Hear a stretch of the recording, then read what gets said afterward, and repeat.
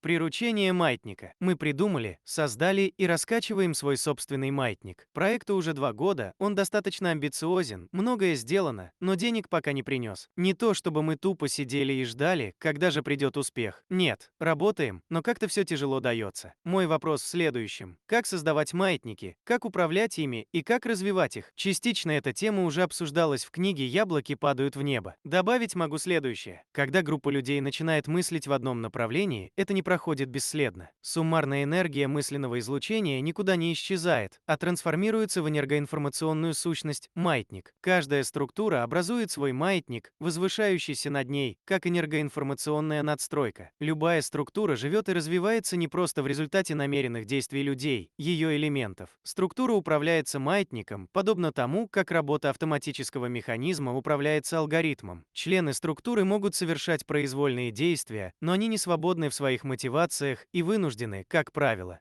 неосознанно действовать в интересах структуры. Например, чиновничий аппарат не пропустит на руководящую должность сотрудника, обладающего блестящими данными, хотя все понимают, что он лучший. На управляющий пост будет назначен средний человек, наиболее соответствующий интересам структуры, то есть не лучший, а правильный. За всеми подобными вещами стоит маятник, как управляющая надстройка. Маятник не обладает осознанным намерением, но влияет на мотивацию людей таким образом, чтобы стабильность своей структуры как можно более упрочить, а положение конкурентов подорвать. Может показаться, что все это делают намеренно сами люди, однако это не совсем так. Члены структуры, находясь под влиянием маятника, неосознанно ему подчиняются. Хотя бывает намерение людей пересиливает, и тогда они действуют наперекор структуре, что ведет к ее дестабилизации. Зная перечисленные особенности маятника, можно правильно расставлять приоритеты в стратегии развития предприятия. Нужно понимать, что процветание структуры в интересах маятника, поэтому его надо всячески укреплять. Маятник тем сильнее, чем больше у него опорных точек. Значит, основные усилия необходимо направить на создание этих опорных точек, например, на сеть распределения. Руководитель предприятия скажет: «Да я это и сам знаю». Ничего он не знает. Точнее, знает, но не осознает. Его разум вроде осведомлен, что сеть распределения играет важную роль, но стереотип «лучшее предприятие» — это предприятие,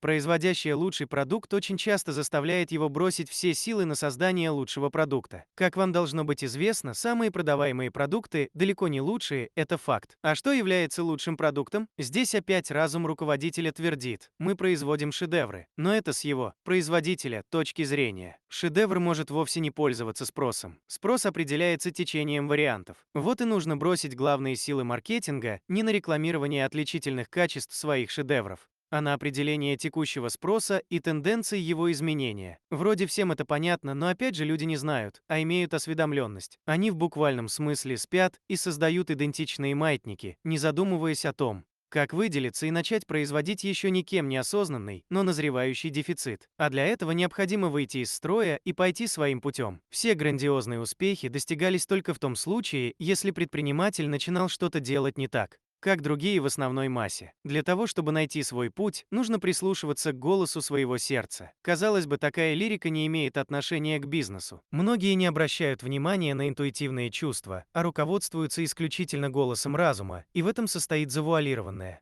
но принципиальная ошибка. Трансерфинг дает совершенно конкретное обоснование тому факту, что голос души имеет вполне реальное преимущество перед голосом разума. Это не пустая философия, а реальность. В частности, работая в структуре, необходимо прислушиваться к своим подсознательным мотивам, потому что их формирует маятник. Например, выбирая сотрудника на руководящую должность, люди склонны полагаться на разум, который говорит, что надо выдвинуть лучшего. Если же слабый голос подсознания подсказывает совсем другую кандидатуру, значит, нужно внимательно прислушаться. Поскольку это маятник призывает выбрать того, кто наиболее соответствует должности, может случиться, что лучший, с его энергией, идеями, инициативой, доведет предприятие до развала, в то время как правильный укрепит стабильность и в критический момент примет единственно верное решение. Реклама также увеличивает количество опорных точек. Чем у большего числа людей в мыслях мелькает информация о продукте, тем сильнее маятник. Но здесь имеется одна принципиальная особенность. Ошибка многих рекламодателей состоит в том, что они основной упор делают на расхваливание продукта. Мы просто великолепны. Мы вам необходимы, купите нас. С точки зрения трансерфинга, товар нужно представлять совсем по-другому. Основная рекламная формула должна звучать так: нас все покупают. Вот так просто и ничего лишнего. Причем это нужно преподносить как очевидный факт, как нечто само собой разумеющееся. Что при этом происходит? Такая реклама убивает сразу двух зайцев. Во-первых, подспудно каждый понимает, что плохой продукт все покупать не станут, а значит он лучший. Но самое главное, мысль большого числа людей фиксируется на том факте, что данный товар самый продаваемый. Масса потенциальных покупателей будет невольно констатировать формулу конечной цели производителя. Представляете, какой мощью обладает мыслеформа «А», если ее одновременно декламирует многоголосый хор? В результате харизматическое облако, о котором говорилось в «Яблоках», воплотится в материальной действительности. Мир, как зеркало, превратит мысли людей в реальность. Получится так, что покупатели сами создадут моду на рекламируемый продукт. Еще очень важно поддерживать единогласие всех сотрудников по ключевым вопросам. Если единства нет, необходимо обязательно найти пути его достижения. Намерение всех элементов структуры должно быть направлено в одну сторону. В противном случае маятник долго не продержится. Воли одного руководителя совсем недостаточно. Единство коллектива в стремлении к цели обладает большой силой. Совместное намерение укрепляет маятник и реализует целевой сектор пространства вариантов. Главное – не допускать негативных мыслей. Предприятия, на которых рабочий день начинается с всеобщего плача о том, что денег нет, обречены. Такой мыслеформой они сами формируют свою реальность. Во что бы то ни стало должен быть достигнут совместный позитивный настрой, всеобщая ориентация на цель, причем в таком ключе, как будто успех неизбежен. Чем отличается желание от намерения, вам известно из первой книги трансерфинга. Нужно установить стратегическую цель, а затем буквально собрать людей и объяснить им, как использовать целевой слайд. Необходимо убедить сотрудников, что совместное намерение является мощным инструментом формирования реальности.